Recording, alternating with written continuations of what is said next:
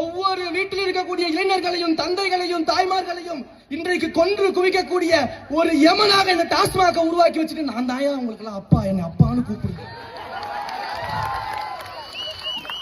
எந்த அப்பாவாது ஜவுளி கடை திறந்து கொடுக்கலாம், பழக்கடை திறந்து கொடுக்கலாம், மதுபான கடையை திறந்து கொடுப்பாராயா பிள்ளைகளுக்கு? இந்த அப்பா செய்யறாரு.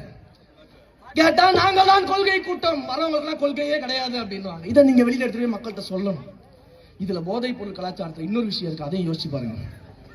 ஒரு கட்சி முதலமைச்சர் இருக்கிறாரு, ஆட்சி அதிகாரத்தில் இருக்கு, காவல்துறை அவருடைய கையில இருக்குது, இன்டெலிஜென்ஸ் இருக்குது, நான் இரும்பு கரம் வச்சிருக்கிறேன், என்னை மீறி தமிழ்நாட்டில் எந்த குற்றமும் நடக்காது, ஒருத்தரையும் விட மாட்டேன்னு பேசுற மு.க. ஸ்டாலின் அவர்களுடைய கட்சியில போதைப் பொருள் இருக்கக்கூடிய கஞ்சா வியாபாரியை வச்சிருந்தாங்க.